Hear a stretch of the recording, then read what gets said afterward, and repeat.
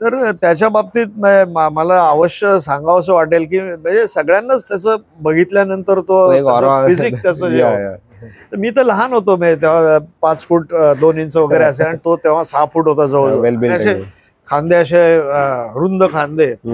तर मी त्याला जसं मी त्याच्याशी चांगली मैत्री झाली तेव्हा मी त्याला विचारलं की पाजी आपका दिन कैसे गुजरता है. तो हरियाणाचा चंडीगडचा त्याने मला सहज उत्तर दिलं की कुछ नहीं सुबह उठते हैं 8-10 मील दौड़ के आते हैं. त्यांनी इतक्या सहज सांगितलं की 8-10 मील दौड़ के आते हैं, उसके बाद कुछ नहीं हंडे से दूध पी लेते हैं.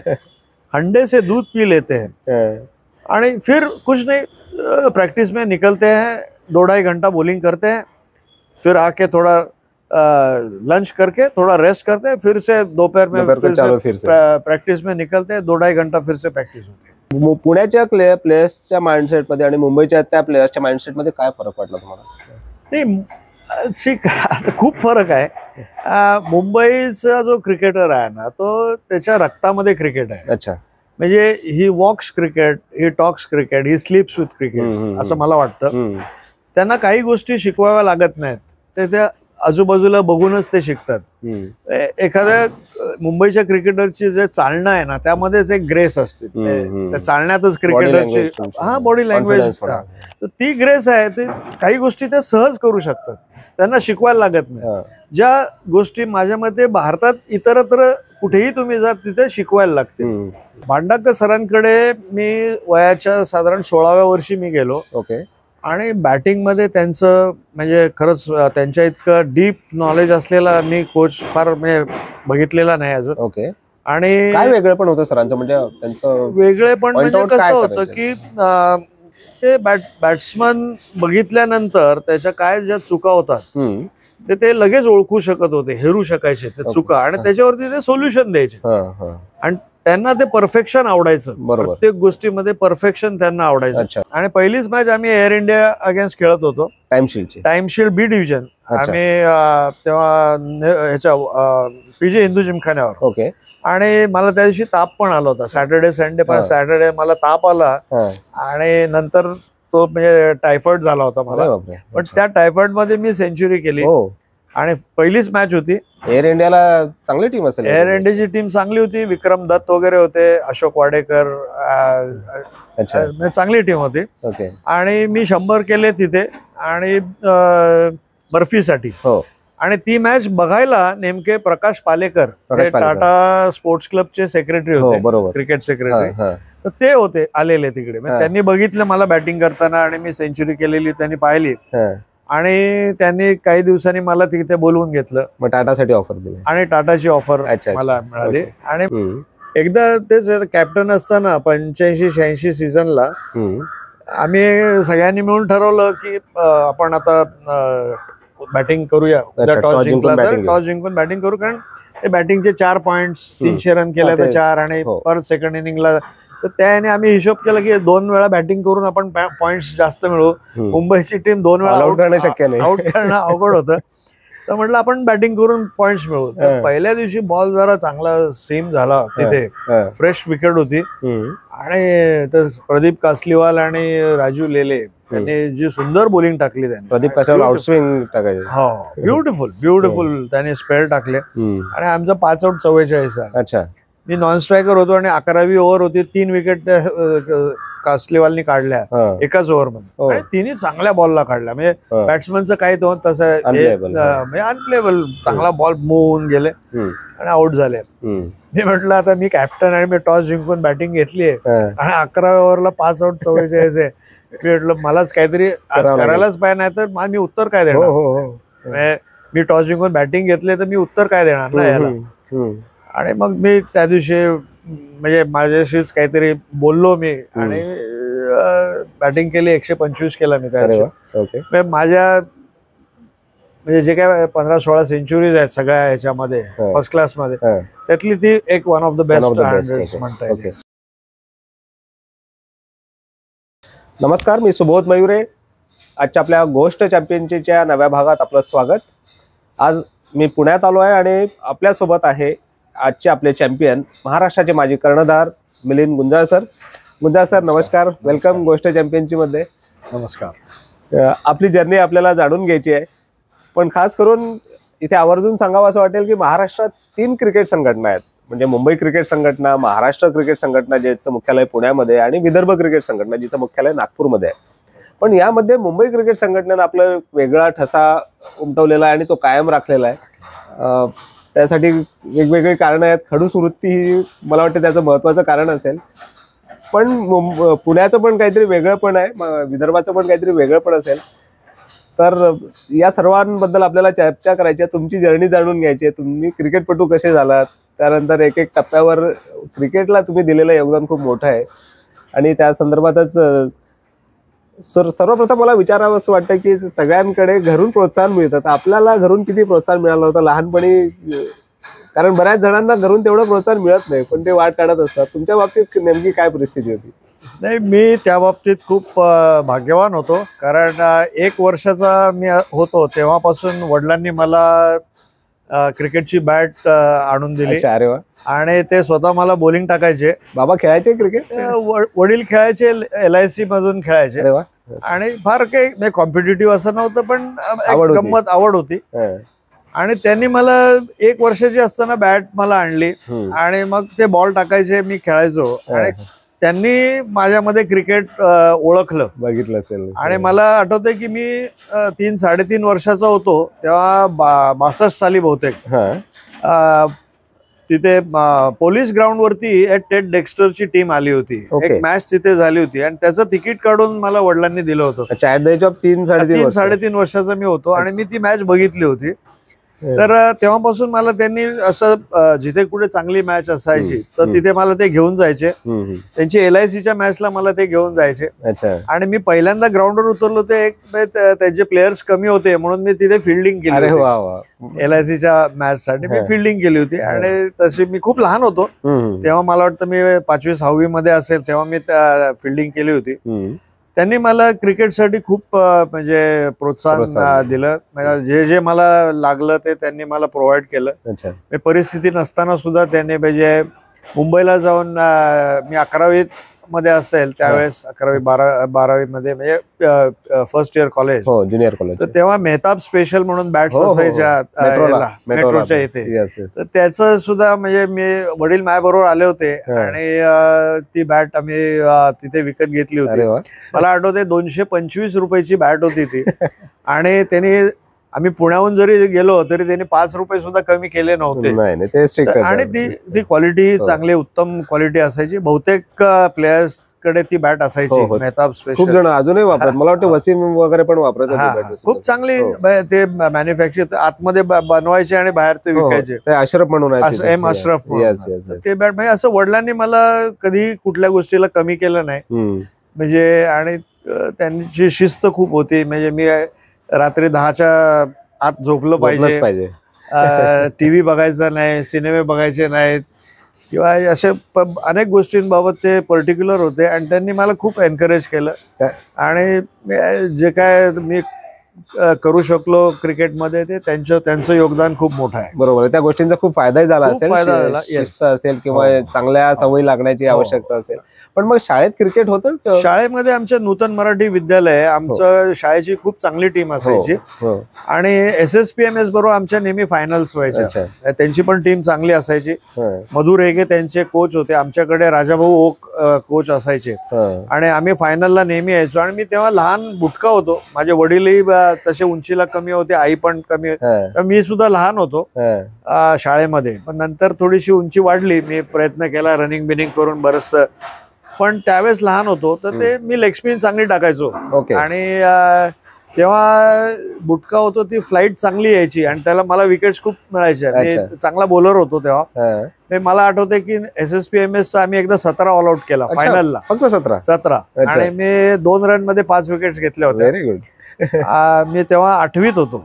8वी मध्ये असताना म्हणजे 13 वर्षाचा असेल. नंतर मग कसं झालं की हळूहळू म्हणजे जसं मी कॉलेजला आलो तसं मग मला सिनियर लेग स्पिनर्स बरेच होते. म्हणजे महाराष्ट्राच्या टीम मध्ये तेव्हा निखिल साल्डाणा खेळत होता, प्रदीप सिधय खेळत होता. घाटपांडे तो आमचा कॅप्टन होता. तेव्हा मग कसं होतं की तेवढी मग बॉलिंग मिळायची नाही मला, म्हणून मी जास्त करून मग बॅटिंग कडे लक्ष जास्त हे केलं आणि मग बॅटिंगला जास्त मी महत्व दिलं. पण मला वाटतं कमल भांडारकर सरांकडे तुमचा खरा क्रिकेटचा कस तिथे तयार झाला तुम्ही त्यांच्याकडे? भांडारकर सरांकडे मी वयाच्या साधारण 16व्या वर्षी मी गेलो. आणि बॅटिंग मध्ये त्यांचं म्हणजे खरंच त्यांच्या इतकं डीप नॉलेज असलेला मी कोच फार म्हणजे बघितलेला नाही अजून. आणि काय वेगळं पण होतं सरांचं, म्हणजे त्यांचं वेगळे पण म्हणजे कसं होतं की ते बॅट्समन बघितल्यानंतर त्याच्या काय ज्या चुका होतात ते लगेच ओळखू शकत होते, हेरू शकायचे ते चुका आणि त्याच्यावरती ते सोल्युशन द्यायचे. आणि त्यांना ते परफेक्शन आवडायचं, प्रत्येक गोष्टीमध्ये परफेक्शन त्यांना आवडायचं आणि ते तशी प्रॅक्टिस करून घ्यायचे. मी जेव्हा त्यांच्याकडे पहिल्यांदा गेलो फर्स्ट इयर, 16 वर्षाचा होतो आणि माझ्याबरोबर अनेक मुलं जॉईन झाली होती. मला त्यांनी फक्त 1 महिना फक्त शॅडो प्रॅक्टिस आणि हँगिंग बॉल वरती खेळायला दिलं. अजिबात नेट मध्ये त्यांनी मला खेळायला दिलं नाही. मी एकटाच होतो, मी कंटाळून जायचो कधी कधी की फक्त तेवढंच, आणि बाकीची सगळी मुलं खेळायची नेट्स मध्ये येते. पण नंतर मला 1 महिन्यानंतर त्यांनी मला जेव्हा नेट मध्ये घेतलं तेव्हा बरेचसे रणजी ट्रॉफीचे बॉलर्स बॉलिंग टाकायचे तिथे. अफजल पठाण वगैरे फास्ट बॉलर्स होते, तर ते टाकायचे आणि मला खेळायला दिलं. आणि तेव्हा त्यांना सांगायचे की त्याला आउट करून दाखवा, चॅलेंज द्यायचे. आणि मी तेव्हा 16 वर्षाचा होतो आणि ते त्यांना सांगायचे आज आउट करून दाखवा तुम्ही त्याला आता. आणि त्यांना तेवढा कॉन्फिडन्स होता. पण तुमचा बेस तयार करून घेतला म्हणजे त्या महिनाभरात त्यांनी जे शॅडो प्रॅक्टिस, ते म्हणजे दिग्गज होते त्या बॅटिंग मधलं. त्यांना फार मायन्यूट त्यांचं ऑब्झर्वेशन असायचे. मला तर आठवतंय सुनील गावस्कर जेव्हा तो पण एकदा आला होता, मी पण होतो तेव्हा तिथे. आणि डेक्कन जिमखान्याच्या ग्राउंड वरती त्यांनी त्याचं काय जे काय चुकत होतं ते विचारलं त्यांनी आणि मग त्यांनी करेक्शन केलं. मग पुढे तो त्यांनी परत हे केलं. He was a great coach. म्हणजे मी त्याच्यानंतर मी इंग्लिश कोचेस बरेच बघितले, ऑस्ट्रेलियन्स बघितले, न्यूझीलंडचे बघितले. पण बॅटिंग डेप्थ मध्ये एक अमलाडी सर मुंबईचे, ते मला वाटले की त्यांचं नॉलेज खूप डीप नॉलेज होतं. आणि भांडारकर सर मी म्हणेन की त्यांचं नॉलेज खूप चांगलं होतं. बरोबर आहे. आणि दोन्ही अमलाडी सर असतील किंवा भांडारकर सर, दोघांकडे मला वाटतं सुनील सरांनी हे घेतलेलं. आणि एक त्यानंतर एक मला चांगलं आणखीन कोचिंग मिळालं ते कर्नल हेमू अधिकारींकडनं मिळालं. मला वाटतं एनसीएच्या कॅम्पला होते तुम्ही. एनसीए कॅम्पला होते ते, नॅशनल कोच होते. आणि त्यांच्या अंडर मी 1975 साली मी जेव्हा कॅम्पला सिलेक्ट झालो तेव्हा ती जी बॅच होती तर त्यामध्ये कपिल देव होता, योगराज सिंग होता, रॉजर बिनी होता, अर्शद अयूब होता. ती अंडर 15 ची बॅच होती. अंडर 22 ची होती. अंडर बरेचसे. मी तेव्हा 16 वर्षाचा होतो. आणि बहुतेक सगळे 20च्या आतलेच होते. आणि खूप चांगली 2 महिन्याचा तो कॅम्प झाला. अश्विनी मिन्ना एक होता, हरिहरन. त्या अर्ली एज मध्ये कपिल देव म्हणा किंवा हेमू अधिकारी सर तुम्हाला गाईड करत होते तिथे, तर त्यांच्याबद्दलचं तुमचं काय इम्प्रेशन होतं? कारण तुम्ही तेव्हा लहान होता त्या मानाने, 15-16 वर्ष. अधिकारी सर ते पण स्ट्रिक्ट डिसिप्लिनरियन होते. फिल्डिंग वरती त्यांची खूपच मास्टरी होती. म्हणजे फिल्डिंग ते करून जे घ्यायचे, कॅचिंग म्हणा, फिल्डिंग म्हणा, फिल्डिंग टेक्निक्स जे होते ते खूप चांगले त्यांनी होते. स्वतः चांगले फिल्डर होते. आणि बऱ्याचदा ते काही गोष्टी करून दाखवायचे. म्हणजे ते तसे वयाने तेव्हा मोठे होते, पण तरी सुद्धा ते करून दाखवायचे. आणि त्यातून लक्षात यायचं की ते कसे असतील. म्हणजे एक 20 वर्षापूर्वी 25 वर्षापूर्वी ते कसे असतील याची आयडिया यायची त्यात. तर he was a very good fielder आणि फिल्डिंग कोच. बॅटिंग बाबतीत सुद्धा ते पण खूप चांगले, त्यांना पण नॉलेज बॅटिंगचं पण खूप चांगलं होतं. आणि बॉलिंग मध्ये सुद्धा त्यांची मास्टरी होती. म्हणजे मला आठवतंय की कपिल देवच्या ऍक्शन वरती त्यांनी 75 साली एवढी मेहनत करून घेतली होती. कपिल तर जी आहे जम्प वगैरे ती तेव्हा पण तशीच होती ना. ऍब्सोल्युटली. म्हणजे he was a great athlete. म्हणजे तेव्हापासून. म्हणजे तर त्याच्या बाबतीत मला अवश्य सांगावंसं वाटेल की म्हणजे सगळ्यांनाच त्याचं बघितल्यानंतर तो फिजिक त्याचं जे, तर मी तर लहान होतो. तेव्हा 5 फूट 2 इंच वगैरे असेल आणि तो तेव्हा 6 फूट होता जवळ. खांदे असे रुंद खांदे. तर मी त्याला जसं मी त्याच्याशी चांगली मैत्री झाली तेव्हा मी त्याला विचारलं की पाजी आपका दिन कैसे गुजरता है. तो हरियाणाचा चंडीगडचा. त्याने मला सहज उत्तर दिलं की कुछ नहीं, सुबह उठते हैं 8-10 मील दौड़ के आते हैं. त्यांनी इतक्या सहज सांगितलं की 8-10 मील दौड़ के आते हैं. उसके बाद कुछ नहीं, हंडे से दूध पी लेते हैं. हंडे से दूध पी लेते हैं आणि फिर कुछ नहीं, प्रैक्टिस में निकलते हैं, 2-2.5 घंटा बॉलिंग करते हैं, फिर आके थोड़ा लंच करके थोड़ा रेस्ट करते हैं, फिर से दोपहर में फिर से प्रैक्टिस में निकलते हैं, 2-2.5 घंटा फिर से प्रैक्टिस होते है. हे त्यांनी इतक्या सहज सांगितलं की 8-10 मील दौड़ के आते हैं. आणि माझं म्हणजे मला जे काय ऐकून आहे की तो जोपर्यंत क्रिकेट खेळत होता तोपर्यंत तो रोज पळायचा. आणि रनिंग हीच मला वाटतं खूप स्ट्रेंथ होती. रनिंग म्हणजे त्याचं ऍथलेटिसिझम कपिलचं जे होतं ना, म्हणजे तो माझ्या मते की इंडियाच्या कुठल्याही गेम मध्ये तो इंडियासाठी खेळला असता. खरंय खरंय. तो ऍथलेटिक्स मध्ये सुद्धा खेळला असता. त्यांनी कुठलाही गेम सिलेक्ट केला असता तरी तो खेळ. आजकाल तो गोल्फ खेळतो, तिथेही तो म्हणजे ऑलमोस्ट प्रोफेशनल लेवलला खेळतो. सुप्रीम फिटनेस होता, सुपर्ब. त्याच्यासारखा फिटनेस 18 वर्ष इंडियाला खेळला आणि कधी अनफिट नाही, इंजुरीमुळे बाहेर कधीच नाही अनफिट. म्हणजे ग्रेट. खरंय. त्याच्याबरोबर खेळायचा योग आला. खूप म्हणजे तो कॅम्प जो होता तो खूप हाय लेवलचा होता आणि खूप मजा आली. म्हणजे खूप शिकायला मिळालं तिथे. बरोबर आहे. त्या कॅम्प नंतर तुम्ही भारताच्या ज्युनियर संघासाठी पण खेळला, पण त्याआधी मला विचारायचं आहे की पुण्यामध्ये तर तुम्ही क्रिकेट खेळलात, क्लब क्रिकेट. मला वाटतं डेक्कन साठीच खेळायचं तुम्ही. नाही, मी डेक्कनला 1 वर्ष खेळलो. नाना जोशी तेव्हा विकेट किपर होते, त्यांनी मला बोलवून घेतलं होतं आणि मी 1 वर्ष डेक्कन जिमखान्यासाठी खेळलो. त्यानंतर मग मी पुणा क्लबला मला तिकडे संधी मिळाली. पुणा क्लब त्यावेळेचा बेस्ट क्लब होता. ग्राउंड सुद्धा खूप सुंदर होतं त्यांचं आणि मला तिथे जायला संधी मिळाली आणि मग मी पुणा क्लबला जे खेळलो ते शेवटपर्यंत मी पुणा क्लबसाठी खेळलो. पण पुण्यात खेळत असतानाच तुम्ही मुंबईला पण खेळलात, म्हणजे पीजे हिंदू जिमखाना असेल किंवा टाटा मोटर्ससाठी तुम्हाला तिथे टाइमशील खेळायची संधी मिळाली. तर नेमकं पुण्यातल्या क्रिकेटपटूला मुंबईत संधी कशी मिळाली हे आम्हाला ऐकायला आवडेल. मी अंडर-22 महाराष्ट्राकडून मुंबई अगेन्स्ट चांगला परफॉर्मन्स केला. अच्छा. मला वाटतं आम्ही तेव्हा राजकोटला खेळत होतो. ओके. आणि Kulkarni, Umesh Kulkarni, left arm medium pacer, ते मुंबई क्रिकेट टीमचे मॅनेजर होते. अच्छा अच्छा. आणि त्यांच्या अगेन्स्ट मी परफॉर्मन्स चांगला केला. मुंबईची टीम ॲज युजल चांगली होती. रवी शास्त्री होता, बलविंदर संधू होता, मला वाटतं संजय मांजरेकर, चंद्रकांत पंडित, लालचंद राजपूत, ही चांगली टीम होती. आणि त्यांच्या अगेन्स्ट मी परफॉर्मन्स चांगला केला. बॅटिंग, बॉलिंग, फिल्डिंग सगळ्याच याच्यामध्ये. त्यांना तो थोडा आवडला माझा परफॉर्मन्स उमेश कुलकर्णींना. आणि ते जेव्हा मुंबईला परत गेले तेव्हा त्यांनी मर्फी रेडिओसाठी त्यांना कोणीतरी रिक्वेस्ट केली की मर्फीची टीम बनवायची, तयार करत असतील. ओके.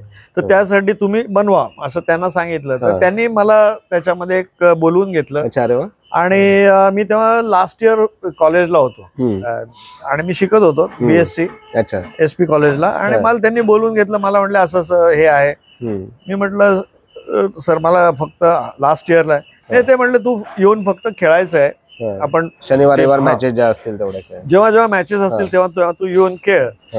आणि मग ठीक आहे म्हटलं. मी खेळलो आणि पहिलीच मॅच आम्ही एअर इंडिया अगेन्स्ट खेळत होतो. टाइमशील्ड B डिव्हिजन. आम्ही तेव्हा ह्याच्या पीजे हिंदू जिमखान्यावर. ओके. आणि मला त्या दिवशी ताप पण आला होता. सॅटर्डे संडे, पण सॅटर्डे मला ताप आला आणि नंतर तो म्हणजे टायफॉइड झाला होता मला. पण त्या टायफॉइड मध्ये मी सेंचुरी केली आणि पहिलीच मॅच होती. एअर इंडियाला चांगली टीम असेल. एअर इंडियाची टीम चांगली होती. विक्रम दत्त वगैरे होते, अशोक वाडेकर, चांगली टीम होती. आणि मी 100 केले तिथे आणि बर्फीसाठी. आणि ती मॅच बघायला नेमके प्रकाश पालेकर टाटा स्पोर्ट्स क्लबचे सेक्रेटरी होते, क्रिकेट सेक्रेटरी. तर ते होते आलेले तिकडे. त्यांनी बघितलं मला बॅटिंग करताना आणि मी सेंचुरी केलेली त्यांनी पाहिली आणि त्यांनी काही दिवसांनी मला तिथे बोलवून घेतलं. मग टाटासाठी ऑफर दिली आणि टाटाची ऑफर मला मिळाली. आणि मग तेव्हा मी फक्त त्यांना सांगितलं की ग्रॅज्युएशनचं माझं लास्ट एक सेमिस्टर तेवढं राहिलंय, ते झाल्यानंतर मग मी जॉईन झालो.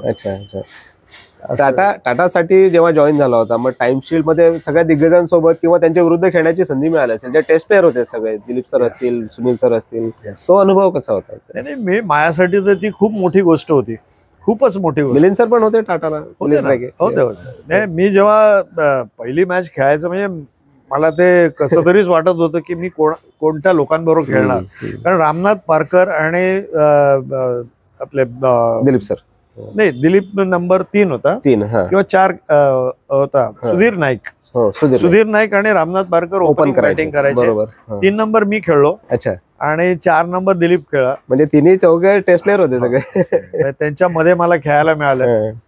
आणि मिलिंद रेगे 5 नंबर, 6 नंबर रंजन बैदूर, 7 नंबर रवी कुलकर्णी, पद्माकर शिवलकर, 8 नंबर रवी ठक्कर होता, राजू कुलकर्णी, नंतर मग किरण मोरे जॉईन झाला, रवी शास्त्री नंतर जॉईन झाला. म्हणजे सगळे अशी एवढ्या मोठ्या टीम मध्ये मला खेळायला मिळालं. आणि नंबर 3-4 मध्ये मी बॅटिंग केली. मी 15 वर्ष खेळलो कायम 3-4 नंबर मध्ये मी टाटासाठी खेळलो.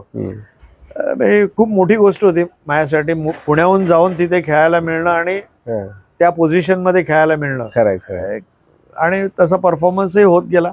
काय फरक असेल त्या टीमच्या सोबत खेळायचा, त्या खेळाडूंचा माइंडसेट, आणि पुण्यामध्ये तुम्ही इकडे डेक्कनला खेळायचा किंवा त्यानंतर तुम्ही पुण्याला खेळला बऱ्याच वर्ष पुणा क्लबला, पुण्याच्या प्लेयर्सच्या माइंडसेटमध्ये आणि मुंबईच्या त्या प्लेयर्सच्या माइंडसेटमध्ये काय फरक वाटला तुम्हाला? नाही, खूप फरक आहे. मुंबईचा जो क्रिकेटर आहे ना, तो त्याच्या रक्तामध्ये क्रिकेट आहे. अच्छा. म्हणजे he walks cricket, he talks cricket, he sleeps with cricket, असं मला वाटतं. त्यांना काही गोष्टी शिकवाव्या लागत नाहीत, ते त्या आजूबाजूला बघूनच ते शिकतात. एखाद्या मुंबईच्या क्रिकेटरची जे चालणं आहे ना, त्यामध्येच एक ग्रेस असते, त्या चालण्यातच क्रिकेटरची बॉडी लँग्वेज, तर ती ग्रेस आहे. ते काही गोष्टी ते सहज करू शकतात, त्यांना शिकवायला लागत नाही. ज्या गोष्टी माझ्या मते भारतात इतरत्र कुठेही तुम्ही जा तिथे शिकवायला लागते. तर पर्टिक्युलरली मी म्हणेन की तो जो खडूसपणा जो आहे, तो खडूसपणा म्हणजे काय, तर ते दे डोंट गिव्ह अप, सोडणार नाही शेवटपर्यंत. ते टाईट नाही खेळतील, किंवा बॅटिंगला पर्टिक्युलरली त्यांचा जो अप्रोच असतो, की मुंबईला काय होतं की वेगवेगळ्या टाईपची विकेट्स तुम्हाला खेळायला मिळतात. एक सारखीच विकेट्स असतात, वेगवेगळ्या ठिकाणी खेळतात तुम्ही. कधी ओलसर विकेट असते सकाळी, काय कधी अंडर प्रिपेअर्ड असते, किंवा कधी चांगली विकेट असते, कधी ग्रास असतं, कधी नसतं. कधी आता तुम्ही मार्च-एप्रिल महिन्यात खेळला तर तिथे ग्रास कमी असतं, माती असते. पण त्या विकेटवर सुद्धा तुम्ही इंडिव्हिज्युअली 30 रन करणं, 40 रन करणं, जेव्हा मॅचच तुमची 130-140 रनची होती, आणि मी तेच सांगतो की मी म्हणजे रमाकांत देसाईंच्या आगे मी खेळलोय. टायनी आणि ग्रेट, म्हणजे आणि त्यावेळेस ACC कडनं ते खेळले. मला ती मॅच विशेष सांगावीशी वाटते आज, की म्हणजे आम्ही पहिली फिल्डिंग केली. आम्ही पारसी जिमखान्यावर मॅच, दिलीप वेंगसरकर पण खेळला ती मॅच. आमची चांगली टीम होती. आणि आमचा ह्याचा ऑलआउट 115 काहीतरी झाला, कोणाचा ACCचा ऑलआउट 115. अच्छा. आणि विकेट पण तशी हे होती, एप्रिल महिन्यातली मॅच असावी माझ्या मते, मार्च-एप्रिल मधली मॅच होती, एकदम ड्राय विकेट होती. आणि आमचं त्याचं 115 ऑलआउट झाला. आम्ही बॅटिंगला आलो, आमचं 105 ऑलआउट झालं. जी काय लाईनअप होती ती सगळी कन्सिडर करून 105 ऑलआउट, 10 रनचं लीड त्यांना मिळालं. सेकंड इनिंगला ते बॅटिंगला आले. रवी कुलकर्णीने, मला आठवतंय, त्यांनी 6 विकेट घेतल्या एका इनिंगला, फास्ट बॉलर. आणि सेकंड इनिंगला पद्माकर शिवलकरनी 6 की 7 विकेट घेतल्या, आणि त्यांचं परत ऑलआउट काहीतरी 100च्या आसपास झाला. आम्हाला परत 118 काहीतरी रन करायचे होते, 118 जिंकायला आउटराईट. आणि दिलीप ओपनिंगला गेला, कारण विकेट थोडस रोलरचा इफेक्ट, आणि त्यांनी फटाफट मारले. त्यांनी 35-40 रन्स केल्या. आणि जसा तो आउट झाला तसं मग बाकी सगळे परत कोलॅप्स झाला. मी तेव्हा त्या सगळ्या ह्याच्यामध्ये मी 6-7 नंबरला मी बॅटिंगला गेलो. आणि मला आठवते, मी नॉट आउट मी काहीतरी 23 रन्स केले, आणि आम्ही ती मॅच जिंकलो. अरे वा, ओके. आणि मी फेस्ट लर्निंग आणि म्हणजे रमाकांत देसाईंना खेळण्याचा जो काही एक अनुभव होता, आणि निर्मल म्हात्रे म्हणून त्यांच्याकडे एक बॉलर होता, सुंदर बॉलिंग टाकली त्यांनी, दोघांनीच टाकली होती. आणि म्हणजे दॅट एक्सपिरियन्स, स्कोरिंग 118 रन्स जिंकण्यासाठी करण्याला सुद्धा त्याच्यात कसोटी लागत होती बॅट्समनची. ते जे स्किल्स लागत होते की त्या विकेट्सवर खेळताना खराब विकेट होते पण त्याच्यावरती खेळून तुम्हाला जिंकायचंय. म्हणजे ॲज गुड ॲज त्या फर्स्ट क्लास मॅचेस सारख्याच व्हायच्या टफ. म्हणजे सगळ्याच इंडियातलं बेस्ट सगळे प्लेयर्स येऊन खेळायचे आणि ते सगळे पैशासाठी कोणी खेळत नव्हतं. इट वॉज म्हणजे आणि एक प्राईड होता. तुमची टीम जिंकणं यामध्ये खूप मोठं प्राईड सगळ्यांना वाटायचं. टाटाच जिंकली पाहिजे, आपण हारून चालणार नाही, असं ती एक भावना होती. बरोबर. आणि त्यासाठी सगळे खेळायचे आणि ते स्टँडर्ड खूप वेगळं होतं, खूपच वेगळं होतं. मफतलालची team, निर्लॉनची team, ACC, Mahindras, Tatas, बरोबर, कधी एअर इंडिया खेळ, फॅन्टॅस्टिक क्रिकेट होतं स्टँडर्ड. आणि मेन मी परत म्हणतो की मुंबईतली विकेट्स जी आहेत ना ती खूप चॅलेंजिंग आहेत. म्हणजे तुम्ही सकाळी खेळा, वानखेडेवर खेळा, तुम्ही सगळे बॉल मूव्ह होईल, संध्याकाळी परत तुम्ही खेळा, परत मूव्ह होईल. सो तुम्हाला त्याप्रमाणे खेळायचं आणि तिथे सेंचुरी करणं म्हणजे एक तुमची खरोखरची टेस्ट आहे असं मला वाटतं. बरोबर. आणि तुम्ही मला वाटतं 7-8 सेंचुरीज केलेल्या आहेत टाइमशील्ड मध्ये. टाइम्सला माझे एक डबल 100 आहे CCI वर अगेन इंडियन ऑइल. आणि त्यानंतर माझ्या 6-7 सेंचुरीज आहेत. कुठली मेमोरेबल कुठली त्यातली? टाइम्सची माझी पहिलीच मॅच, दुसरी मॅच होती माझी टाटा साठी आणि ती मी अगेन्स्ट ACC खेळलो. अच्छा. आणि किरण मोकाशी व्हेरी गुड बॉलर तो होता आणि गुलाम शेख होता लेफ्ट आर्म स्पिनर. आणि त्यांच्या अगेन्स्ट मी 100 केले. दुसरीच मॅच माझी टाइमची फॉर टाटाज. तर त्या मॅचला मी 100 केले. ते मला एक मॅच मोठी लक्षात राहील. नंतर मी एकदा राजू कुलकर्णी आमचा कॅप्टन होता आणि ती साधारण 90 सालातली गोष्ट असेल, 90 सालामध्ये. आणि आमची जरा टीम थोडीशी वीक झाली होती की 1-2 प्लेयर्स आमचे इंग्लंडमध्ये होते आणि ते अजून यायचे होते आणि त्या सीझनला सुरुवात होत होती. पहिलीच मॅच आमची होती एअर इंडियाच्याच अगेन्स्ट होती आणि एअर इंडियाची टीम चांगली होती. त्यांच्याकडे प्रशांत वैद्य होता, वॉल्सन होता, सुनील वॉल्सन नाही, लेफ्ट हँडर नाही, राईट हँडर अतुल वासन होता, फास्ट बॉलर. त्याच्यानंतर नरेंद्र हिरवानी होता आणि प्रीतम गंदे ऑफ स्पिनर तो होता आणि एक लेफ्ट आर्म स्पिनर होता. अजून एक रवी महाडिक म्हणून एक फास्ट बॉलर होता. चांगला अटॅक होता. आणि आम्ही पारसी जिमखान्यावरती आम्ही पहिली बॅटिंग घेतली.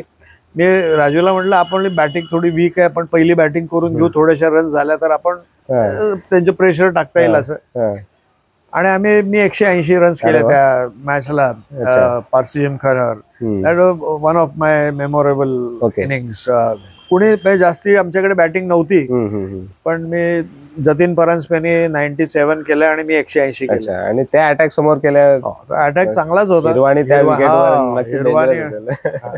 पण मी ती एक इनिंग लक्षात राहील.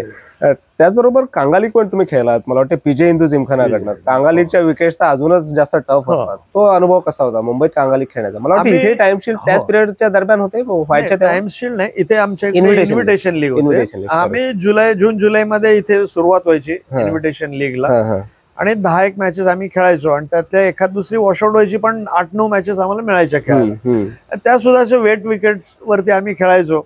आम्ही कित्येक वेळा आम्ही विकेट बनवायचो आणि रोलिंग करायचो, कटिंग करायचो, काय पाणी कधी काढायचो विकेट वरनं आणि मग आम्हाला खेळायची इच्छा खूप असायची आणि आम्ही वेट कंडिशन्स मध्ये खेळायचो. आणि मग त्याच्यात बॉल जसा थांबून येतो मग त्याच्यावरती मग तुम्ही बॅकफूट गेम तुमचा जास्ती सुधारतो. बॅकफूट गेम तुम्हाला जास्त खेळायला लागतो आणि थोडं लेट खेळायला लागतं. म्हणजे बॉल एकदम पटकन खेळून चालत नाही.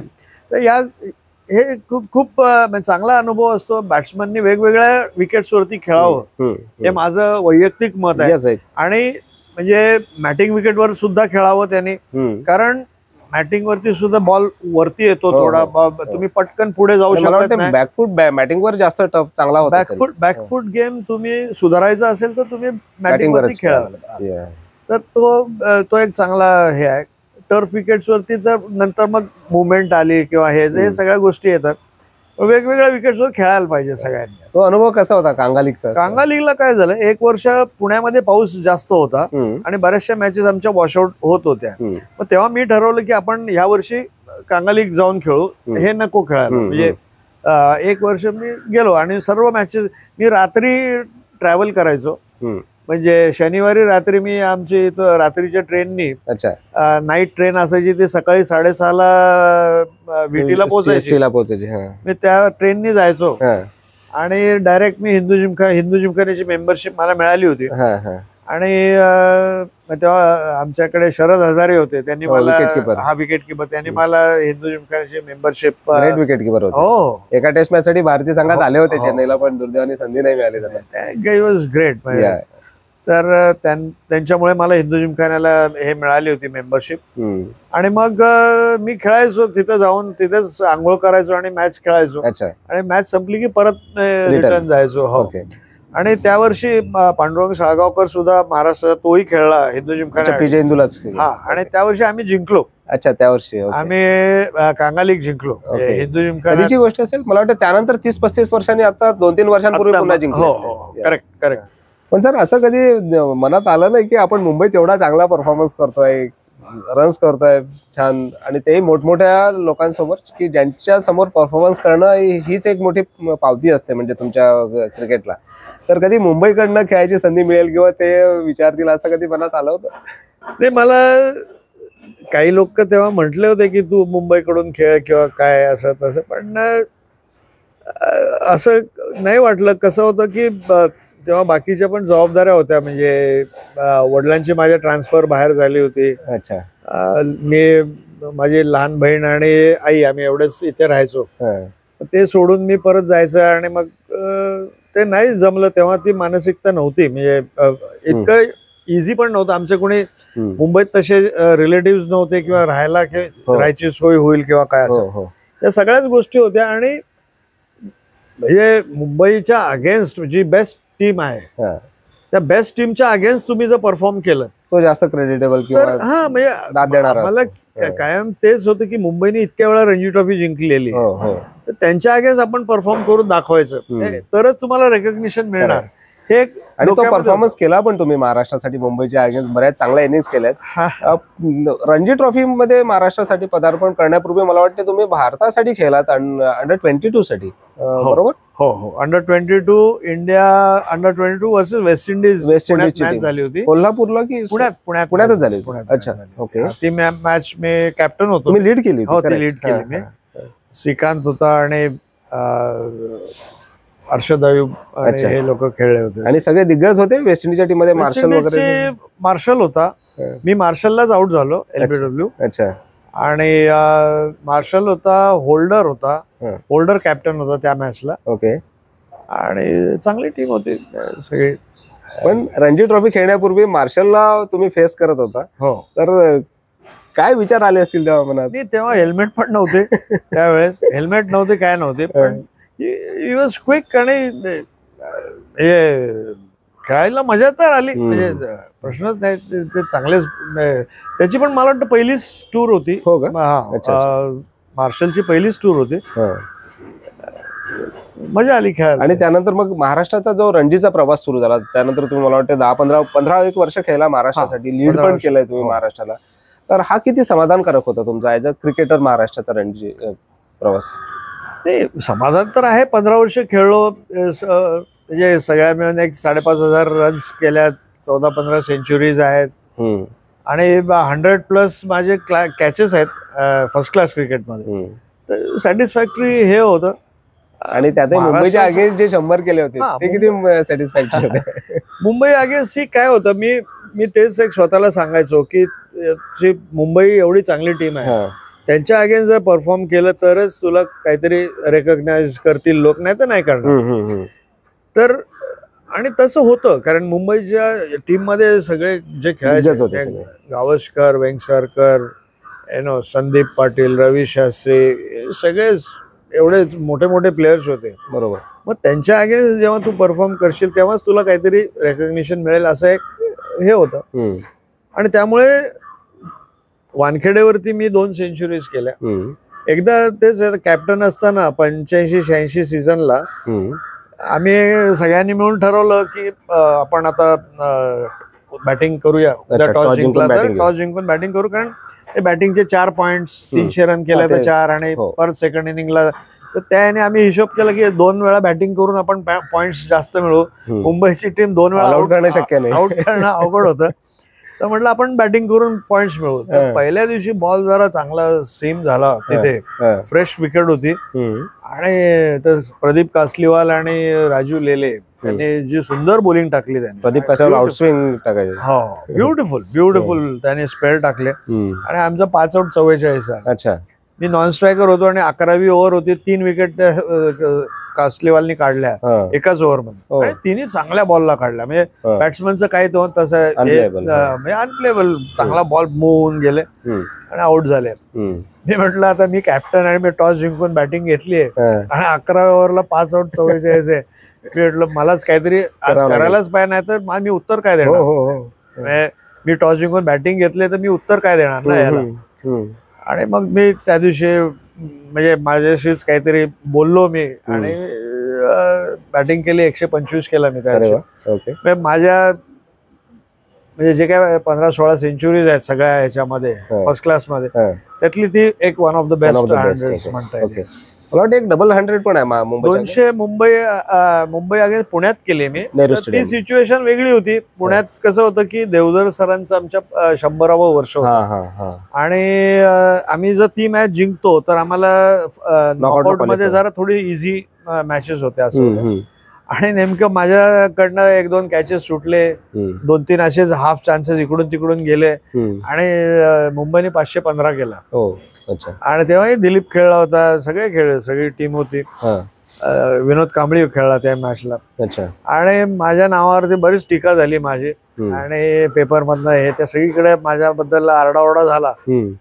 आणि आम्ही घरी राहायचो तेव्हा आणि माझी मुलगी आजारी होती नेमकी त्याच दिवशी. मी नॉटआउट काहीतरी 143 वरती मी नॉटआउट होतो आणि आम्ही 160-65 झाला होता आमचा 3 आउट. आणि मी आणि सुरेंद्र भावे खेळत होतो आणि त्या रात्री माझी मुलगी आजारी होती, थोडीशी लहान होती ती, 1 वर्षाची होती आणि ती झोपवला. ती रात्री 1:30च्या नंतर झोपली. मग त्यानंतर आम्ही झोपलो. मला ते झोप लागलीच नाही खरं सांगायचं तर, कारण माझ्यावरती टीका बरीच झाली होती, विचार सुरू सारखे म्हणजे. आणि काही लोक माझ्याशी बोलले नव्हते. आमचे मॅनेजर म्हणा किंवा आमचे टीममेट सुद्धा बोलले नव्हते. तर मला त्याचं जरा वाईट वाटलं होतं की मी तर काय प्रयत्न केला होता कॅचेसचा, पण सुटले होते. एखाद दुसरं ऍक्च्युली 1-2च सुटले होते, पण तेही अवघड होते. आणि बाकीचे तर असे हात पण लागले नाहीत, पण लोकांनी माझ्या नावावरती ते केले होते आणि खूप मला क्रिटिसाइज केलं होतं. ते माझ्या डोक्यात खूप होतं. मी दुसऱ्या दिवशी 200 केले. अरे वा. 204 केला आणि आम्ही मॅच जिंकलो होती. 525 केले आम्ही. आणि आम्ही मॅच जिंकलो आणि नॉकआउटला क्वालिफाय झालो. ती एक आहे. आणि वानखेडेवरती आणखीन एकदा अशीच आम्हाला 468 चेस करायचे होते मुंबई अगेन्स्ट. 468 आणि समोर राजू कुलकर्णी, अनुप सबनीस, रवी ठक्कर, किरण मोकाशी अटॅक होता, चांगला अटॅक. आम्ही 468 चेस केले. म्हणजे मुंबई विरुद्ध खेळताना काही खास ऊर्जा यायची नाही. See it brought out the best. आवश्यक पण आहे प्लेयरला, जर चांगल्या टीमच्या अगेन्स्ट परफॉर्मन्स केला तर तुम्हाला त्यांच्या अगेन्स्ट परफॉर्म करायला तुम्हाला तुमचं बेस्ट खेळायलाच पाहिजे. दे वर द बेस्ट. मुंबईची टीम ही केव्हाही म्हणजे बेस्टच असायची. तेव्हा त्यांना तुम्हाला जर हरवायचं असेल किंवा त्यांच्या अगेन्स्ट तुम्हाला परफॉर्म करायचंय तर तुम्हाला बेस्ट खेळलंच पाहिजे. त्याशिवाय पर्याय नाही. म्हणजे तुम्ही नॉर्मल क्रिकेट खेळून किंवा हे खेळून तुम्हाला चान्स नाही. बिलकुल खरंय.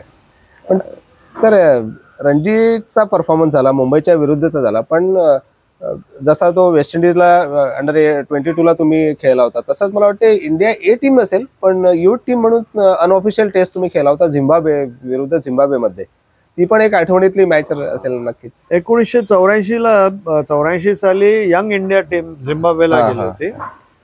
आणि म्हणजे आजच्या ए टीम सारखी इंडिया ए टीम. तसं त्यावेळेस ते यंग इंडिया म्हणत होते. इट वॉज ऍक्च्युअली इंडिया अंडर-25. अच्छा. रवी शास्त्री लीड करत. Ravi Shastri was the captain. Krishnamachari Srikkanth vice captain होता. आणि ती टीम अशी होती, Sidhu opening batsman, Sidhu, Lalchand Rajput, Azharuddin, Ravi Shastri, Sadanand Viswanath, Manoj Prabhakar, Maninder Singh, L Sivaram, Raju Kulkarni अशी टीम होती. आणि त्या एक 4 डे मॅच होती हरारेवरती. आणि ते ग्रीन टॉप विकेट त्यांनी ठेवली होती, चांगले ग्रीन टॉप होते. आणि त्यांचा अटॅक चांगलाच होता, म्हणजे रॉसन आणि करण आणि बुचार्ट म्हणून असे 3 फास्ट बॉलर्स होते त्यांच्याकडे. कपिल देवनी ज्या मॅचला 175 नॉट आउट केला 83 वर्ल्ड कपला, त्याच्यानंतर लगेच 6 महिन्यांनीच ही मॅच होती. म्हणजे सेम टीम. जॉन ट्रायकॉस कॅप्टन होता. आणि रॉसन ज्यांनी 6 विकेट घेतले होते त्या दिवशी, तोच रॉसन. आणि तोच म्हणजे केविन करन, बुचार्ट अशी चांगली, ट्रायकॉस चांगली अटॅक होते. आणि ती पण लो स्कोरिंग मॅच त्या विकेटवरती झाली, ग्रीन टॉप विकेटवरती. आणि त्यात मध्ये मध्ये पाऊस पण आला आहे. तर आमचं म्हणजे 113 all out, low score match, 113 all out. आणि झिम्बाब्वेचा 103 आमचा, 113 त्यांचा, 10चं लीड. परत त्यांचा ऑल आउट, आमचा ऑल आउट 115 परत काय. तर त्या दोन्ही इनिंगला मी फर्स्ट इनिंगला 29 आणि सेकंड इनिंगला मी 43 रन्स केल्या. 43 आउट ऑफ 105 पैकी मी 43 केल्या होत्या. बाकी बहुतेक जण कोणी डबल फिगर मध्ये पण नव्हते. तर ते 43 म्हणजे बरंच स्ट्रगल करून मी म्हटलं तसं की तिथे तुमची टेस्ट झाली. बॉल म्हणजे मूव्ह होत होता, ग्रीन टॉप विकेट होती. आणि एवढ्या लो स्कोरिंग गेम मध्ये टफ सिच्युएशन मध्ये तुमचा परफॉर्मन्स जास्त उठून झाला, बऱ्याच वेळा झाला तसं. तेव्हा कॉन्सन्ट्रेशन पण जास्त तेव्हा करायला लागायचं. बॅटिंग करताना जेव्हा कंडिशन जेव्हा हे असतील तेव्हा यू हॅव टू कॉन्सन्ट्रेट मोर. काय तुमच्या फंडे असतील म्हणा किंवा काय असतील की कॉन्सन्ट्रेट होण्यासाठी तुम्ही तेव्हा नेमकं काय करत होता? कारण आपण म्हणतो बरीचशी, आता सेहवागचं उदाहरण सगळेजण देतात की तो गाणं गुणगुणतो, तुमचे काय तेव्हा हे असायचं? नाही, मी काहीतरी स्वतःला थोडस रागावून, स्वतःवरती रागावून, अच्छा ओके, स्वतःवरती रागवायचो. आणि त्यातून मग ती बेस्ट बाहेर यायचं. स्वतःवरती चिडता यायला पाहिजे. खरंय. तर मग तुमचं बेस्ट परफॉर्मन्स. दुसऱ्यांवर चिडण्यापेक्षा स्वतःवर, दुसऱ्यावरती चिडून तसं काही फायदा नाही. म्हणजे आपण स्वतःवरती चिडता यायला पाहिजे. खरंय, to bring the best out of. खरंय. पण सर, इतका चांगला परफॉर्मन्स केल्यानंतर प्रत्येक क्रिकेटपटूची इच्छा असते की ती संधी मिळायला पाहिजे. तुम्ही खूप जवळ पोहोचला होता भारतीय संघाच्या, म्हणजे इंडिया एक खेळला होता जवळपास तेव्हा, पण भारतीय संघाचं ते दार ठोठवट होता पण ते उघडलं नाही गेलं. कुठेतरी खंत वाटतंय? ते खंत तर वाटली नक्कीच. त्यावेळेस तर बरंच वाटलं, कारण एफर्ट्स भरपूर घेतलेले होते. आणि 85-86चा तो सीझन होता की जेव्हा बॅटिंग चांगली होत होती. म्हणजे बहुतेक त्या सीझनला मी आउट नव्हतो झालो असा. म्हणजे जेव्हा काहीतरी रन्स जास्त जोरात करण्याच्या, भरभर करण्याच्या ह्याच्यात, किंवा अदरवाईज बॉलरनी मला बीट करून सीझनला एक सीझन होता तसा की म्हणजे 2-3 सेंचुरीज माझ्या रणजी ट्रॉफीला होत्या. त्याच वर्षी जेव्हा झिम्बाब्वेला गेला होता तेव्हा? नाही, त्याच्यानंतरची गोष्ट. झिम्बाब्वेला मी जवळजवळ I was second highest run getter. हो, बरोबर. In averages I was second on that tour. सगळ्यात महत्वाचं म्हणजे काय, मला नेहमी 6 नंबर बॅटिंगला मिळायचा. 5 नंबर, 6 नंबर. एकदाच मला 3 नंबर मिळाला, ते 43 रन्स वन डाऊन आला एकदाच फक्त. बाकी परत त्याच्यानंतर 2 दिवसांनी जी मॅच झाली त्याला सुद्धा परत 5 नंबर बॅटिंग. तर नंबर खूप महत्वाचा आहे तुमच्या करिअरच्या दृष्टीने. खरंय. आणि तेव्हा आता वेस्ट झोन म्हणा किंवा इतर कुठल्या टीम्स मध्ये कधी नंबर आम्हाला 3 नंबर, कधी 4 नंबर मिळाले, 5-6 नंबर बऱ्याचदा मिळायचा. त्या सीझनला म्हणजे रणजी ट्रॉफी मध्ये रन्स झाल्या होत्या आणि चांगल्या रन्स केल्या. चांगल्या म्हटलं जसं की चांगल्या टीमच्या, Bengal against, Delhi against, Mumbai against, Baroda against, म्हणजे चांगल्या टीम्सच्या अगेन्स्ट परफॉर्मन्स केला होता. आणि बॅटिंग चांगली होत होती त्यावेळेस. बॅटिंग चांगली होत होती, असं नाही की quality of runs was also good. आणि त्यानंतर ज्या विल्स ट्रॉफी झाली तिथेही मी रन्स केले होते. तिथेही म्हणजे परत 5 नंबरच होता मला मिळालेला. कॅप्टन 3 नंबर सांगत होता, पण काय झालं माहित नाही, अचानक त्यांना कोणी काय सांगितलं असेल, मला परत 5 नंबर पाठवलं आणि तिथेही मी रन्स केल्या. पण तिथेही म्हणजे रन्स करून म्हणजे त्या वर्षी मी फेल गेलो नव्हतो कुठे सुद्धा, कुठल्याच मॅचला, पण नाही झालं सिलेक्शन. म्हणजे त्याच्या मागे आता कारण वेगवेगळे काय असतील माहित नाही. डेस्टिनी मध्ये पण असायला पाहिजे ते पण आहे. ठीक आहे, पण म्हणजे बरोबर आहे सर. त्यानंतर तुम्ही दुसरी इनिंग पण केली आहे वेगवेगळ्या क्रिकेटशी रिलेटेड. काही वर्ष तुम्ही वेगळा होता, तुम्ही तुमच्या कामामध्ये तुम्ही स्वतःला गुंतवून घेतला होता, पण नंतर तुम्ही प्रशिक्षक म्हणून काम केलं, सिलेक्टर म्हणून पण काम केलं, आणि मला वाटते तुम्ही राष्ट्रीय निवड समितीच्या सदस्यासाठी पण अर्ज केला होता, आणि तिथेही काही अनुभव आले ते इफ यू वॉन्ट टू त्याबद्दल बोलायला आवडेल. म्हणजे इट वॉज ओपन, सगळ्यांसाठी अर्ज करायचं हे होतं. मी त्या क्रायटेरियामध्ये बसत होतो. हो, डिझर्व करत. आणि मी अप्लाय केलं आणि का मला माहित नाही, पण मी एकटा सोडून बाकी सगळ्यांचे इंटरव्ह्यू घेतले. मला इंटरव्ह्यूला बोलवलं नाही. अच्छा. का कारण आता मला तरी माहित नाही, आणि त्यांनी सांगितलं पण नाही. मी पण विचारायला नाही गेलो. ऍप्लिकेशन करताना मी त्या क्रायटेरियामध्ये बसत होतो. मी ऍक्च्युअली सगळ्यांचे इंटरव्ह्यू तर घेणं आवश्यक होतं, घ्यायला पाहिजे. नाही, पण ते कोण असतील आता, ते त्यांना जास्ती बरोबर म्हणजे हे असेल, ते सांगू शकतील की का नाही बोलवलं ते. खरंय. इतक्या वर्षांचं तुम्ही महाराष्ट्राचं क्रिकेट बघतात, तर आज सध्या तुम्ही महाराष्ट्राच्या 19 वर्षाखालील संघाच्या निवड समितीचे अध्यक्ष आहात. त्याआधी मला वाटतं रणजी टीमच्या निवड समितीच्या, विजय हजारेच्या टीमच्या तुम्ही निवड समितीचे अध्यक्ष होता, किंवा प्रशिक्षक म्हणून पण मला वाटतं राईट म्हणजे ग्रासरूट लेवलला पण तुम्ही काम केलं. 16 वर्षाखालील मुलांच्या निवड समितीचे पण तुम्ही अध्यक्ष होते. तर हे अनुभव कसे होते, आणि त्या अनुभवातून क्रिकेटर्स तर शिकत असतात, पण निवड समिती सदस्य, निवड समिती अध्यक्ष म्हणून पण तुम्हाला काही शिकण्याची संधी मिळाली असेल, किंवा काही गोष्टी शिकता आल्या असतील? नाही, आहे ना. म्हणजे कसं आहे की लहान मुलांबरोबर जास्त मला काम करायला जास्ती आवडलं. म्हणजे आवडलं, असं नाही की मोठ्यांबरोबर आवडलं नाही असं, पण जास्त म्हणजे आपलं आता आम्ही जे काय शिकलो एवढ्या सरांकडनं, म्हणजे भांडाकर सरांकडनं किंवा कर्नल अधिकारींकडनं, किंवा त्याच्या आधी अण्णा हसबनीस म्हणून कोच होते, त्यांच्याकडून बरंचसं काय, तर हे जे शिकलेलं जे आहे ना, तर हे चांगलं जे काय आहे त्यातला भाग तो पुढच्या पिढीला पास ऑन करावा, हे माझी प्रामाणिक इच्छा आहे. बरोबर. आणि जी मी करतोय, मी जे कोणी येतील त्यांना मी चांगल्या प्रकारे जे काय माहिती आहे ती द्यायचा प्रयत्न करतो. त्यामुळे मी तसं त्या याने मी सुखी आहे की मी काहीतरी एक काम करतोय. क्रिकेटने आपल्याला एवढं काही दिलंय, मी पण क्रिकेटसाठी काहीतरी करू शकतोय.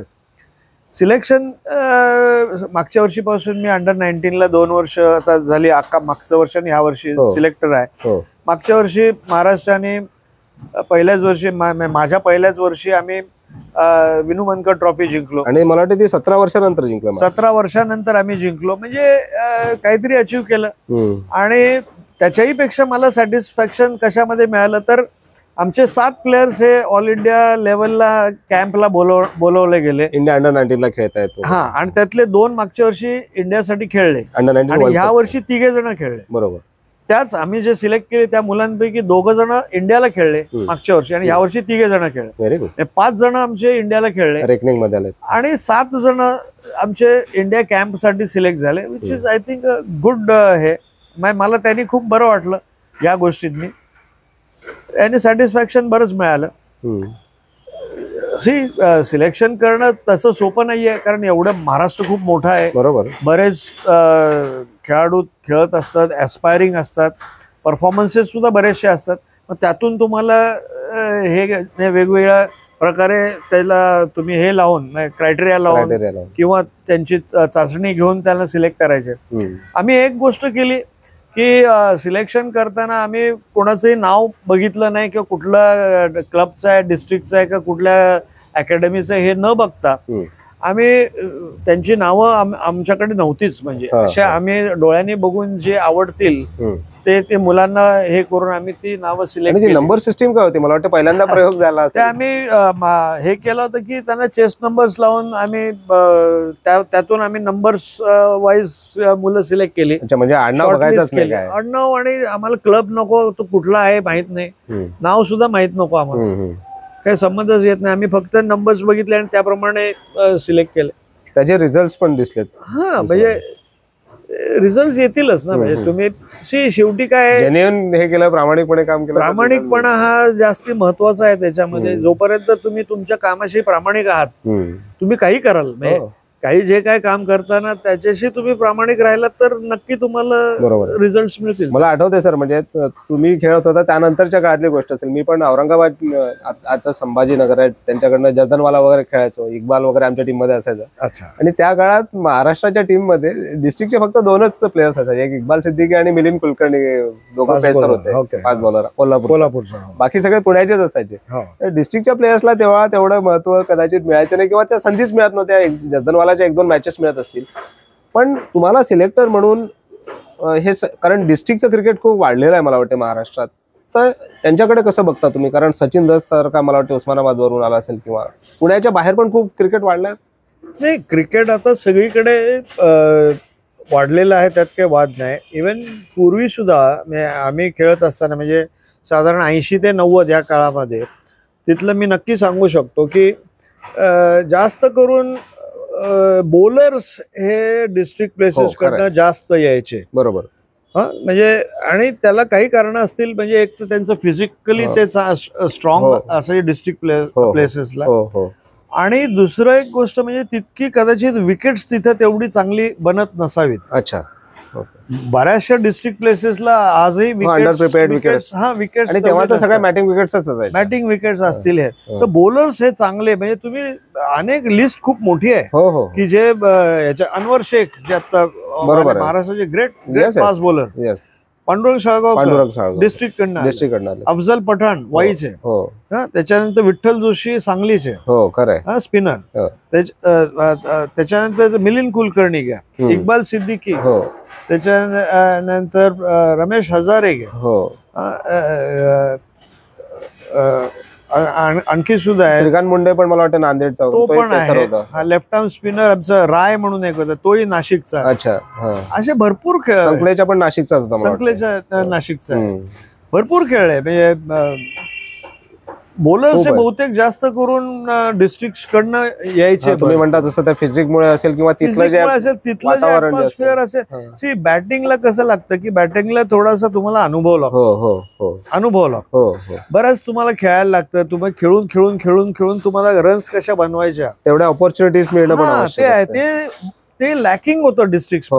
मी असं नाही म्हणणार कोणावरती अन्याय झाला असं, मला वाटत नाही. त्यांनी बऱ्याच जणांनी जे चांगले होते त्यांनी जर पुण्यात येऊन खेळले असते किंवा मुंबईला जाऊन खेळले असते, तर तुम्हाला तो जो अनुभव आहे वेगवेगळ्या विकेट्सवर खेळण्याचा, जो तुम्हाला मिळाला मुंबईमध्ये डेफिनेटली मला. पण डिस्ट्रिक्ट प्लेसेसला सुद्धा जे चांगले होते त्यांनी येऊन इथे करायला पाहिजे होतं, खेळायला पाहिलं होतं. एखादा कोणी असेल की ज्यांनी हे असे, पण कॉम्पिटिशन मध्ये काही वेळा तुम्ही मागे राहिला असेल. बरोबर. पण मला असं वाटत नाही की कोणावरती अन्याय असा जाणीवपूर्वक झालाय असं मला तरी वाटत नाही. त्या याच्यामध्ये जेवढे चांगले होते तेवढे सगळे, निंबाळकर म्हणून एक होता कोल्हापूरचा, तो खेळलेला आहे. भाऊसाहेब निंबाळकरांचा मुलगा खेळला. अनेक लोक खेळले. मगाशी जर एक प्रश्न विचारायचा राहून गेला. महाराष्ट्र, तुम्ही रणजी ट्रॉफीचा अंतिम सामना पण केला मला वाटतं 91-92 साठी, 92-93 पंजाब विरुद्ध. पण एकीकडे ज्या मुंबईमध्ये तुम्ही खूप क्रिकेट खेळलात, तो मुंबईचा संघ 42 वेळेस रणजी करंडक जिंकू शकतो, आणि महाराष्ट्र क्वालिफाय होत आहे वारंवार. म्हणजे बऱ्याचदा क्वालिफाय झालाय मुंबई नॉकआउटला किंवा वर गेलेला आहे. पण रणजी ट्रॉफी जिंकणं हे एक दुरापास्त स्वप्न म्हणता येईल कदाचित, की ते सहसाध्य होत नाही या महाराष्ट्राला. काय कारण असतील नेमकी त्या बाबतीत? नाही, मुंबईची गोष्ट वेगळी आहे. मुंबईमध्ये जे टॅलेंट आहे ते तेवढं मला वाटत नाही की महाराष्ट्रात तेवढं टॅलेंट नक्कीच नाहीये. मुंबईचं टॅलेंट स्पेशल आहे, त्यात काही वाद नाही. म्हणजे ते मी म्हटलं तसं की अनेक वेगवेगळ्या प्रकारचे विकेट्स तुम्हाला खेळायला मिळतात, कंडिशन्स वेगवेगळ्या असतात, त्यामुळे तिथं परिपक्वता आहे तिथे. आणि मुंबईचे जे तुम्ही ट्रेडिशन बघितली, पद्माकर शिवलकर सारखे बॉलर की ज्यांनी 650-700 विकेट्स घेतल्या, आणि एका हाती त्यांनी मुंबईला रणजी ट्रॉफी जिंकून दिलेले वर्षानुवर्ष. तो एक ग्रेट आणि एक ट्रेडिशन आहे मुंबईला. तुम्ही जर बघितले अजित वाडेकर, दिलीप सरदेसाई, त्याच्यानंतर सुनील गावस्कर, त्याच्या आधी तर विजय मर्चंट, विजय मांजरेकर. तर ही मोठी ट्रेडिशन आहे आणि ती जपलेली आहे. ट्रेडिशन जी आहे ती जपलेली आहे. म्हणजे तिथे मुंबईमध्ये या सिनियर प्लेयर्सला रिस्पेक्ट आहे. बरोबर, रिस्पेक्ट आहे, तो दिला जातो. वेगवेगळ्या गोष्टींमधून तो दिसतो. आणि ती जी ट्रेडिशन जी जपलेली आहे ना तीच पुढे राहिलेली आहे. तेच त्यामुळेच अनेक गोष्टी पास ऑन होतात. ही चांगली गोष्ट आहे मुंबईच्या बाबतीत. आणि म्हणून मुंबईचं क्रिकेटशी तुलना होत नाही. म्हणजे मी दिल्लीमध्ये नाही खेळलो किंवा साऊथला जाऊन खेळलो मॅचेस, पण तेवढ्याच. पण मुंबईचं क्रिकेटचं जे क्वालिटी आहे ती खरोखर चांगली आहे. वादातीत आहे. महाराष्ट्राच्या बाबतीत टॅलेंट असतं कमी जास्ती. एका वेळेस जे युनिट असायला पाहिजे. आता आमच्याकडे पद्माकर शिवलकर किंवा असे बॉलर नाही झाले. असे झाले चांगले मॅच जिंकू देणारे. आता आम्ही जी फायनल खेळलो, मी तेवढ्या बाबतीत बोलू शकतो की आमची जी 92-93 जी फायनल होती त्याच्यामध्ये ती जी विकेट होती ती जास्त करून स्पिनर्स साठी होती. पण आमच्याकडनं somehow for what ever reason fast bowler जास्ती वापरले गेले आणि त्यांनी ज्या रन्स दिल्या जवळजवळ 140-150 रन्स दिल्या आणि 2च विकेट्स त्या फास्ट बॉलर्सला मिळाल्या. वेअर एज फास्ट स्पिनर्सनी 160 रन दिले आणि त्यांनी 7 विकेट घेतले. माझ्या मते तिथे 140 रन दोन विकेटसाठी ज्या फास्ट बॉलर्स कडनं गेल्या तिथे आमच्या रन्स जास्ती गेल्या आणि तो एक फॅक्टर, मेजर फॅक्टर ठरला. नंतर विकेट खराब झाली होती. नंतर 100 रनच्या ऑल आउट झाले. 100 रनच्या ह्याच्यात ती विकेट 300 रनची नव्हतीच, ती 200 रनची विकेट होती. पण ती समहाव त्या दिवशी तो एक बॅट्समन शर्मा त्यांचा खेळून गेला, अभय शर्मा. आणि आमच्याकडनं थोडीशी ही हे झाली की फास्ट बॉलर्स जास्ती वापरले गेले फर्स्ट डेला आणि लंच टू टी याच्यामध्ये खूप रन्स गेल्या. तिथे आम्ही मॅच हरलो. सर, मुंबई, शेवटचे काही प्रश्न विचारतो. मुंबई आणि जेव्हा महाराष्ट्राचा उल्लेख होतो तेव्हा खास करून एक मुद्दा प्रकर्षानं समोर येतो की जेव्हा एकमेकांविरुद्ध हे संघ उभे ठाकतात तेव्हा मैदानातली खुन्नस खूप काहीतरी सांगून जायची. पण तुम्हाला स्वतःला कसे अनुभव होते? कारण तुम्ही मुंबईत जास्त क्रिकेट खेळलात, तुमच्या बाबतीत पण तसे अनुभव आले होते तुम्हाला? कारण मुंबईला हरवणं हे महाराष्ट्राचं एक मोठं यश समजलं जायचं आणि बऱ्याचदा हरवलंय महाराष्ट्राने मुंबईला. तसं आम्ही मुंबईच्या अगेन्स्ट चांगले खेळलेलो आहे. मुंबईच्या अगेन्स्ट आमचा रेकॉर्ड खूप चांगला आहे. स्लेजिंगचा जो भाग असतो थोडासा, तो पर्टिक्युलरली जे मफतलाल टीम मध्ये जे खेळायचे ते त्याच्यामध्ये माहीर होते. आणि ते त्यांचं इंटेन्शन क्लिअर असायचं की विकेट काढायला बस म्हणजे डिस्टर्ब करायचं, काहीतरी बोलून ते बोलायचे. नाही असं नाही, बोललेले पण आहेत मला सुद्धा. पण जेव्हा मी 200 केले किंवा 100 केले ना तेव्हा मग त्यानंतर कधी ते पुढचे 10 वर्ष कधी बोलले नाही. बंद करून टाकला तुम्ही? 10 वर्ष परत नाही बोलले. आणि सर, देवधर सरांसोबत तुम्हाला बऱ्याचदा बोलण्याची संधी मिळाली असेल. त्यांचा खेळ कदाचित तुम्ही बघितला नसेल, पण खूप मोठं व्यक्तिमत्व होतं महाराष्ट्राच्या क्रिकेटमधलं, इव्हन भारतीय क्रिकेटमधलं. काय सांगाल त्यांच्या आठवणी? त्यांची मी 2-3 भाषणं ऐकली आहेत. भाग्यवान. तुम्हाला त्यांच्या हातून पारितोषिक बक्षीस आहे मला मिळालं, मी घेतलेलं आहे बक्षीस त्यांच्या हस्ते. पण त्यांची मी 2-3 भाषणं, ते वयाच्या साधारण 85 ते 99 ह्या ह्याच्यात मी 2-3 भाषणं त्यांची ऐकलेली आहेत. 85च्या नंतर 90च्या पुढेच असेल. 2-3 वेळा मी त्यांची भाषणं, आणि ते एकदा बोलायला लागले, ते भाषण करायचे आणि ते एकदा बोलायला लागले ना की 20-25 मिनिटं ते नॉनस्टॉप बोलायचे. आणि त्यांची व्हिजन मी 99व्या वर्षी त्यांना बघितलं एकदा. SP कॉलेजवरती एक फंक्शन झालं होतं आणि ते वर बसून, स्टेजवर बसून खाली बसलेल्यांची त्यांनी 2-3 नावं सांगितली. म्हणजे ओळखत होते ते. इतकं म्हणजे मला आश्चर्य वाटलं. आणि त्यांच्या भाषणामध्ये एकच गोष्ट कायम असायची, मी ते तिन्ही वेळा त्यांनी ते सांगितलं की क्रिकेटर ज्याला क्रिकेट खेळायचंय किंवा काय, त्यांनी टेकडीवर पळत जायला पाहिजे. हिल रनिंगवर, टेकडीवर पळत जायला पाहिजे, हे ते नेहमी सांगायचे. Physical fitness. हा, फिटनेससाठी तुम्ही आपण जसं मगाशी म्हटलं की कपिल देव 8-10 मैल पळत होता, ते म्हणायचे की टेकडीवर पळत जायला पाहिजे, तुमची एरोबिक कपॅसिटी वाढली पाहिजे. तर ते नेहमी ते सांगायचे. आणि डिसिप्लिन लाईफ अगेन त्यांचं 99 वर्ष पूर्ण ते 99 वर्ष पूर्ण ते झाले. आणि खूप मोठं व्यक्तिमत्व. आणि त्यांच्या बरोबर 2-3 मी जी ऐकलेली भाषण ते खूपच काही सांगून गेले. मला वाटतं गौंजे स्टेडियमवर त्यांचा पुतळा पण आहे, तिथे आहे. सर, क्रिकेट कडून थोडंसं वळतो की तुम्हाला लिखाणाची पण आवड आहे असं मला कळलं, आणि तुम्ही आत्मचरित्र म्हणता येईल त्याला की तुम्ही एक पुस्तक पण लिहिलंय, काय good things to do in life. मी काय झालं की जेव्हा कोविडचं जेव्हा हे झालं आणि 3 आठवडे कुठे जायचं नव्हतं, घरातून बाहेर पडायचं नाही, तर तेव्हा म्हटलं मी बसून होतो घरात आणि आता करायचं काय. तर असंच पेन एक घेतलं, पुस्तक घेतलं, आपल्या वही घेतली आणि लिहायला लागलो. कारण जुन्या आठवणी म्हटलं नावं कोणाची विसरायला नकोत, आणि म्हणून मी काहीतरी लिहित गेलो. आणि जवळजवळ महिनाभर मी तसंच रोज बसायचो आणि लिहित गेलो. पण एका महिन्यात पूर्ण केलं? हा, महिनाभर मी लिहिलं. आणि नंतर बघितलं की किती लिहिलं, मला काय पुस्तक लिहायचं म्हणून मी लिहिलं, आठवणी आपण लिहून ठेवूया, आठवणी विसरायला नको म्हणून मी लिहित गेलो. मग ते महिनाभर बरेच 120 पानं मी लिहिली, आणि हँड रिटन. आणि मग त्यानंतर म्हटलं आता बघूया काय. तर मग मी ते कॉम्प्युटरमध्ये ते सगळं हे केलं, टाकलं. आणि मग थोडस त्याला वर खाली करून ते एका ह्याच्यात मी मांडलं, सिक्वेन्स मध्ये मांडलं.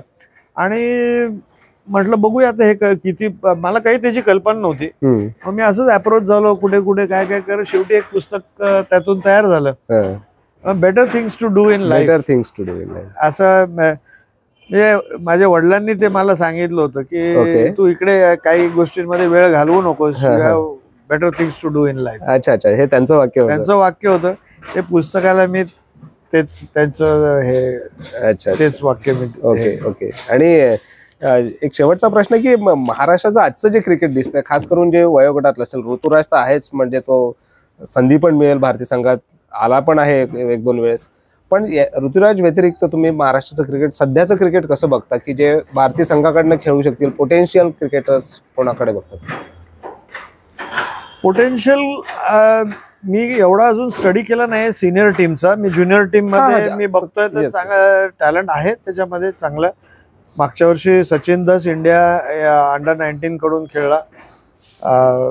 He looks good player. अजून थोड्याशा काही गोष्टी त्यांनी टायटन केल्या तर डिफेन्स. आजकाल थोडंसं काय झालंय की बरेचसे क्रिकेटर्स हे स्ट्रोक मेकिंग मध्ये चांगले आहेत. T20 मुळे असेल कदाचित, सगळ्याच ओव्हरऑल त्यांच्यावरती छाप जी आहे ती सगळी, त्यामुळे स्ट्रोक मेकिंग सगळ्यांचं चांगलं आहे. पण डिफेन्स मध्ये ते थोडेसे कमी पडतात. पेशन्स. इंडियन टीमचं सुद्धा तसंच दिसतंय आजकाल. बघितलं तर आपण ऑस्ट्रेलियामध्ये किंवा इव्हन न्यूझीलंडच्या अगेन्स्ट इंडियामध्ये जे बघितलं आपण, तर डिफेन्स हा म्हणजे कॉन्फिडंटली टर्निंग ट्रॅकवर इंडियामध्ये आपण पहिल्यांदाच इतकी खराब कामगिरी झाली असेल आपली न्यूझीलंड विरुद्ध. नाही, आणि आपण बरेचसे आउट झाले, ते बॉल टर्न होऊन आउट झालेले नाही, सरळ टर्नसाठी खेळलो आणि आउट झालो. ते मला वाटतं तो डिफेन्स वरती जास्त काम केलेलं दिसत नाही. स्ट्रोक मेकिंग सगळ्यांचं चांगलं आहे, पण डिफेन्सिव्ह गेम थोडासा बरोबर कमी पडतो. आणि याच नोटवर सर आजच्या पिढीसाठी किंवा उद्याच्या पिढीसाठी काय मेसेज द्याल? तुमचा अनुभव खूप प्रदीर्घ आहे क्रिकेट मधला.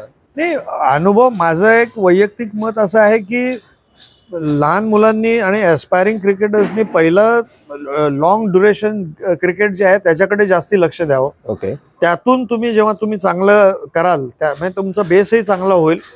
मी आता म्हटलं तसं की डिफेन्स चांगला होईल आणि मग बाकी स्ट्रोक प्ले आहे. आणि त्यानंतरच तुम्ही वन डे क्रिकेटकडे वळावं आणि नंतरच तुम्ही T20 खेळावं. मार्ग जो आहे तो 4 डे, 1 डे आणि मगच T20 असा आहे. म्हणजे रेड बॉलला समोर ठेवायचं, ते व्हाईट बॉल ऑटोमॅटिक येईल तुम्हाला नंतर. पुढचं जे क्रिकेट आहे ते इम्प्रोव्हायझेशन आहे जास्त करून. पण इम्प्रोव्हायझेशन करण्यासाठी तुम्हाला आधी तुमचं हे चांगलं पाहिजे. नक्कीच सर, खूप मजा आली तुमचा क्रिकेटचा हा प्रवास जाणून घेण्यासाठी. आणि मला वाटते आपले प्रेक्षक पण त्याचा नक्कीच आनंद घेतील आणि त्यांनाही यातून खूप काही शिकण्यासारखं राहील. आपण अपेक्षा करूया की आजची पिढी जी सरांची मतं ऐकत असतील ते रेड बॉलला प्राधान्य देतील आणि त्यांचं क्रिकेट भारतीय संघापर्यंत कसं जाईल याचा विचार करतील, व्हाईट बॉल क्रिकेट ऑटोमॅटिक येईल. सर पुन्हा एकदा धन्यवाद, आपण वेळात वेळ काढून थँक्यू आपली जर्नी शेअर केली त्याबद्दल धन्यवाद. थँक्यू.